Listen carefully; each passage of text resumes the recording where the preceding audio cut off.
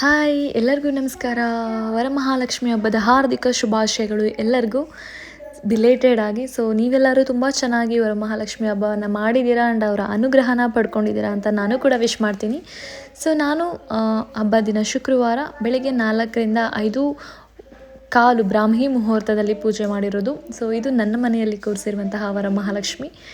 So ಚೆನ್ನಾಗಿ ಬಂದಿದೆ ಅಂತ ನಾನು ಅಂದ್ಕೊಂಡಿದ್ದೀನಿ.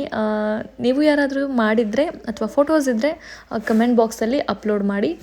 ಸೊ ನನಗಂತೂ ತುಂಬಾ ಖುಷಿ ಆಯಿತು. ಸೊ ನಿಮ್ಮ ಹತ್ರ ಇದೊಂದು ವಿಷಯ ಶೇರ್ ಮಾಡ್ಕೊಳ್ಳೋಣ ಅಂತ ಮಾಡ್ಕೋತಾ ಇರೋದು. ಆ್ಯಂಡ್ ಇದು ಬಂದು ಪುಷ್ಪ ಅಕ್ಕ ಮನೆ. ನಿಮಗೆ ಕೆಲವೊಬ್ಬರಿಗೆ ನನ್ನ ಹಳೆ ಫಾಲೋವರ್ಸ್ ಆಗಿದ್ದರೆ ಖಂಡಿತವಾಗ್ಲೂ ಗೊತ್ತಿರುತ್ತೆ ಇವ್ರು ಯಾರು ಅಂತ.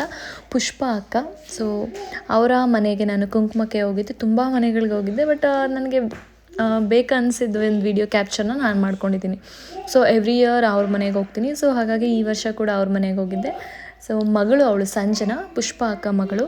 ಸೊ ಅವಳು ಕುಂಕುಮ ಕೊಡ್ತಾ ಇದ್ದಾಳೆ. ಸೊ ಅವ್ರ ಮನೇಲಿ ತಾಂಬೂಲ ತೊಗೊಂಡು ಕುಂಕುಮ ತೊಗೊಂಡು ಆ್ಯಂಡ್ ಮತ್ತೆ ಇನ್ನೊಂದಷ್ಟು ಮನೆಗೆ ಕುಂಕುಮಕ್ಕೆ ಹೋಗಬೇಕಿತ್ತು. ಸೊ ಅಲ್ಲೆಲ್ಲ ಮುಗಿಸ್ಕೊಂಡು ನಮ್ಮ ಮನೆಗೆ ಕೆಲವೊಂದಷ್ಟು ಜನ ಬರೋರಿದ್ದರು.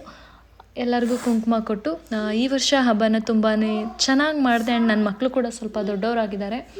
ತುಂಬಾ ಖುಷಿ ಆಯಿತು ಈ ವರ್ಷ ಹಬ್ಬ ಮಾಡಿದ್ದು. ಆ್ಯಂಡ್ ನಿಮ್ಮೆಲ್ಲರಿಗೂ ವರಮಹಾಲಕ್ಷ್ಮಿ ದೇವಿ ಎಲ್ಲರಿಗೂ ಆಯಸ್ಸು ಆರೋಗ್ಯ ಐಶ್ವರ್ಯ ಕೊಡಲಿ ಅಂತ ನಾನು ಕೂಡ ವಿಶ್ ಮಾಡ್ತಿದ್ದೀನಿ. ಆ್ಯಂಡ್